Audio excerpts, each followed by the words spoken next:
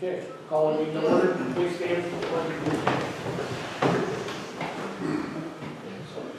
allegiance.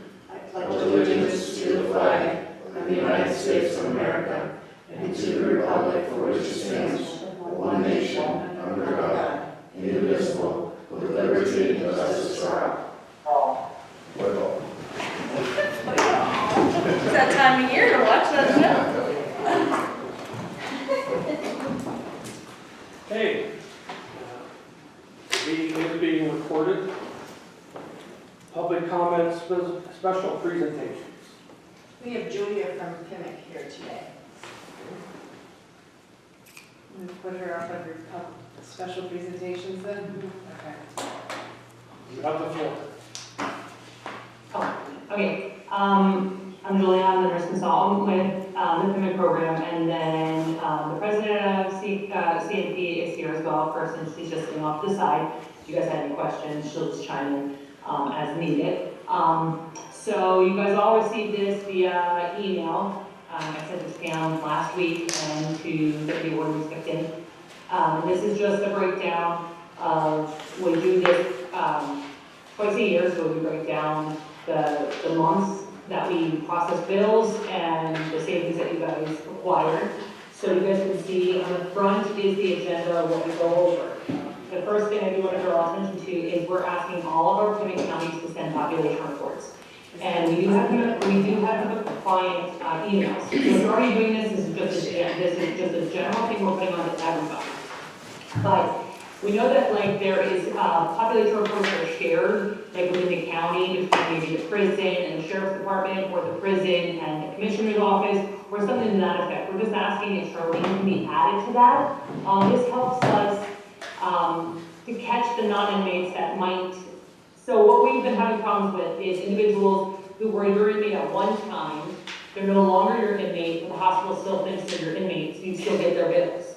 And let's say Christine is busy one day and she knows that name, she just sends it on and forgets that they weren't an inmate during that time of service.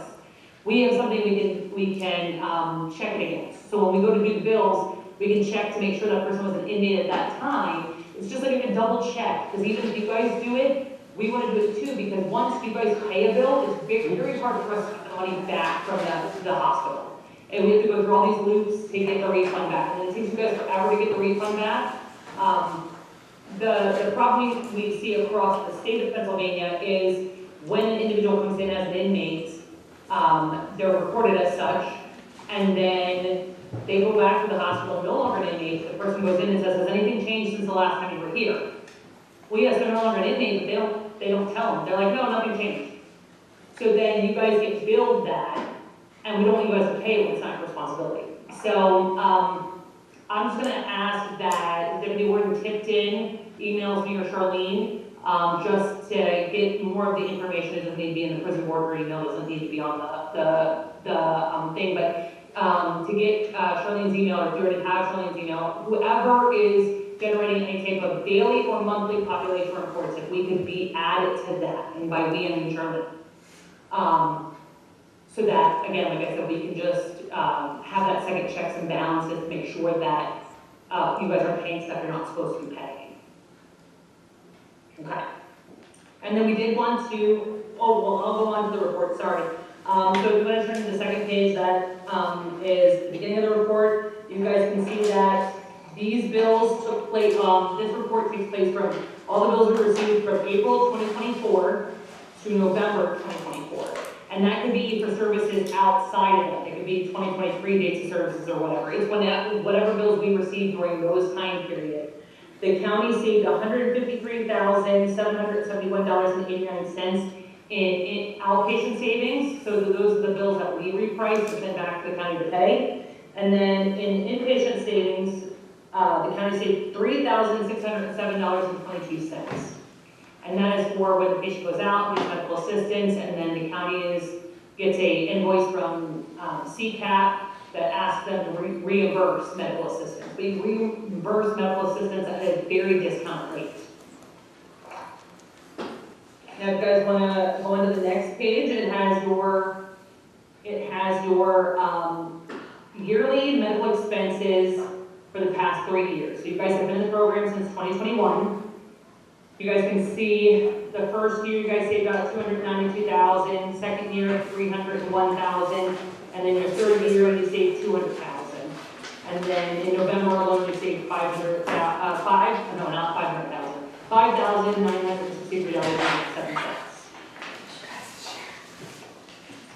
The county update, in June, he's not here for us for me to say this, but in June, Warden Rusty Barr was appointed to the board of directors. He is a great asset to the board, and we appreciate his willingness to serve the board and the civic members. And he did come down. I was very, very happy. He did come down in October to the meeting. So it was nice to have him there, and we appreciate him sitting on the board.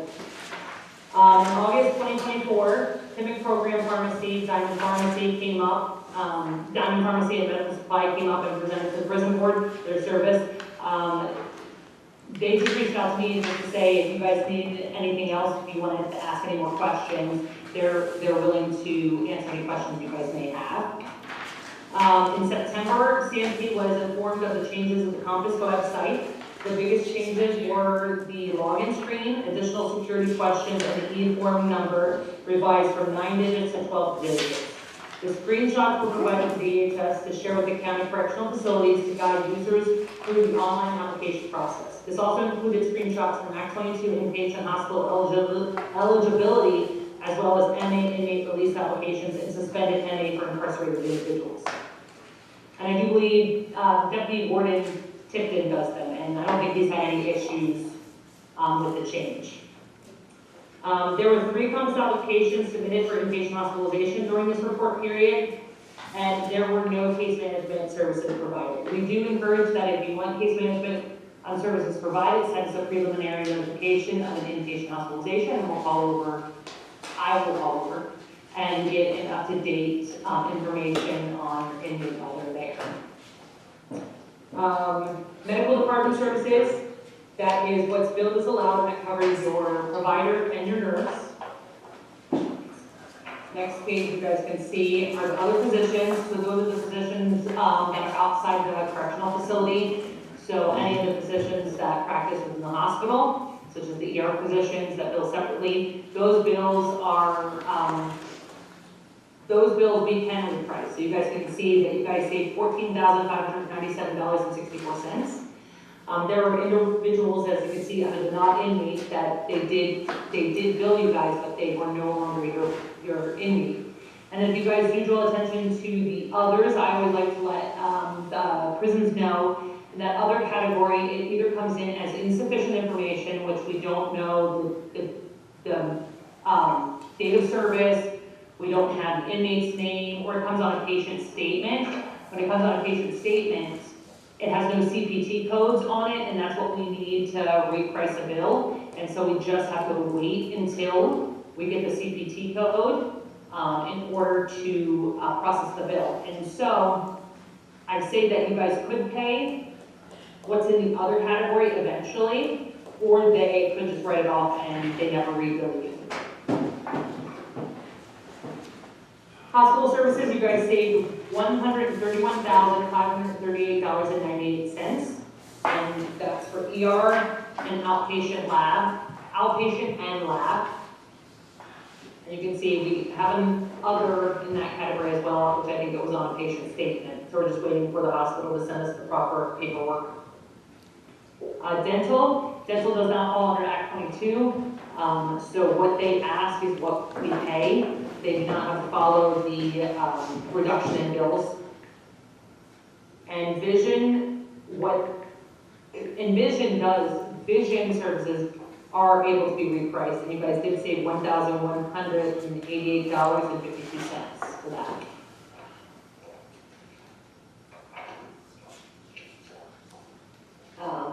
Under radiology, this is what takes place in your guys' facility. If you have, so I think you have diagnostic X-ray services that come to your facility. This includes that and whatever takes place out of the hospitals and or outpatient.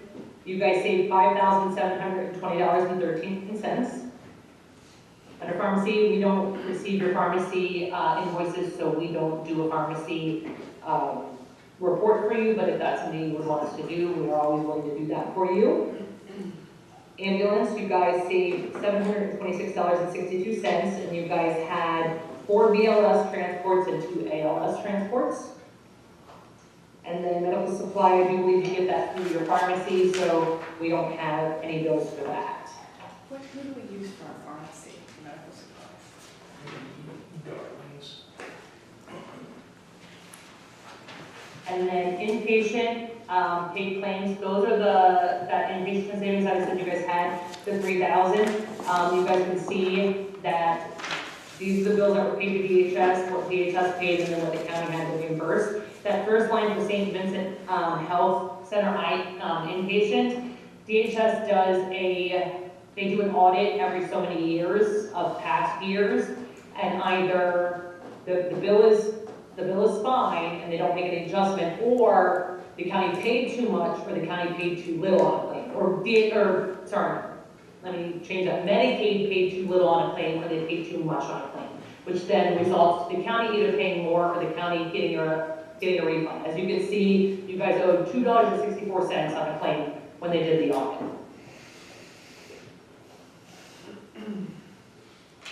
So, I did want to also include that even though you guys do darlings, we encourage the PIMCC counties to utilize our formulary, because even though the formulary was created by Diamond Pharmacy, it's a PIMCC formulary. So it's the medication that across the board is more cost effective or is in formulary versus non-formulary.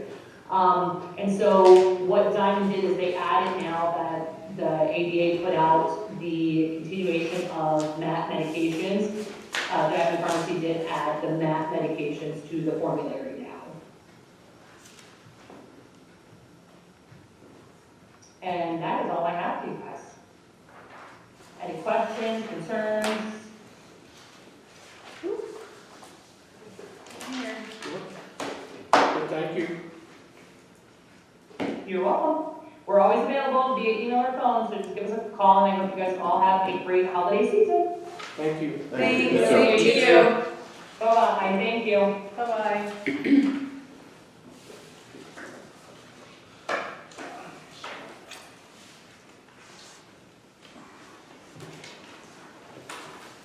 Can I take that off?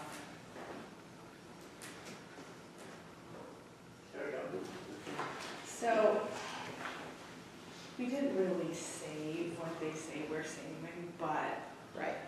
it's I not as wasn't gonna say bad. nothing. So, and the only reason I even know that is because when I worked at the hospital, I was one that negotiated the prison board agreement. So, the prison board agreement more in general was that we would pay 34%, that the county would, that you guys would reimburse the hospital 34% of charges. Now, on average, we're reimbursing them 26%. So there, we're getting a savings of the difference between 26%, 34% of charges, but FYI. Any other comments? Now, how do you like their service? They seem to do well. I mean, Okay, they're quick turnaround. The Compass stuff isn't hard, just a little time consuming. okay.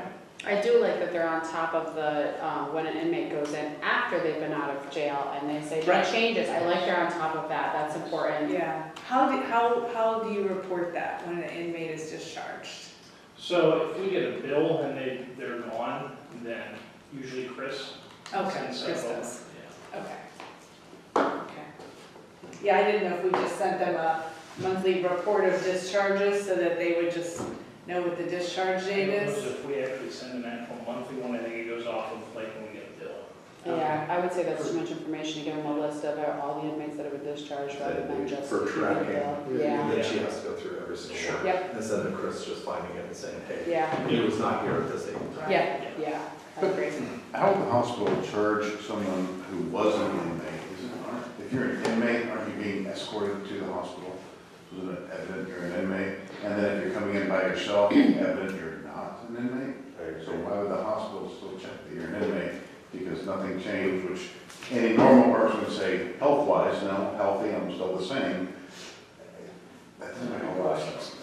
But Well, I think when the patient is registered, the registration clerk allows that patient to tell them whatever they believe is the truth. They can have an expired insurance card and they hand it to the registration clerk and say, this is my insurance card. Or I'm on Medicaid, but I don't have my card with me, particularly for ER. So then what happens is the episode falls to whatever the prior source of payment was. So that's how that. So if I'm Highmark and I say I'm Highmark, I don't have my insurance card, I need emergency room services, they're gonna pull my name up, they're gonna pull my profile up, and they're gonna see that I have Highmark insurance. Whether I still have it or not, they have no evidence of that. But that's what they're gonna base it on, was the last claim that was managed and paid for. I did Lonnie's coding and stuff, and I've never seen one that was marked an inmate. There was no icon on there that said inmate. So I never ran across that when I worked there, so I don't know. It might have changed, I've been gone a long time. Right. Easier to send them the website, I think. Yeah, that's important, because otherwise you're chasing money constantly. Good job. Approval of the minutes from the August 27th and October 22nd, 2024 meeting. I'll motion. Motion, we have a second. I'll second. Motion, a second, discussion. All in favor, signify by saying aye. Aye. Motion carried. Let's go report. I don't know if we have. We do not have one. Old business. We have none. New business. We don't have any, because PIMCC went up under presentations. Warden's report. August, September, October, November.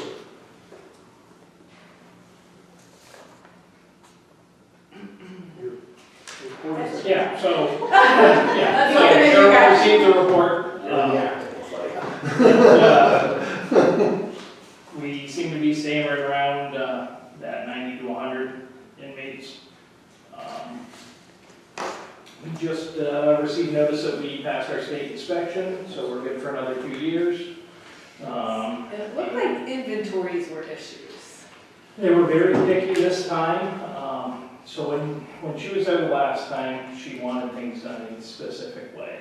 And then this time, they had them that way, and she didn't like them, so she wanted them changed a little bit. They also got a little picky with lancets on the cart. They wanted them counted.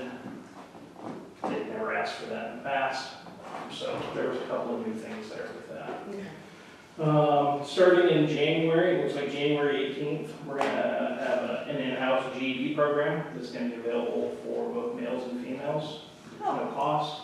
And they're going to be coming in on Saturdays and Sundays, so we'll have a teacher coming in to do those. Who's funding that? It comes from the higher ed, whoever. Okay, the High Council? Yeah, What's the name of that? it's a GED program. Interesting.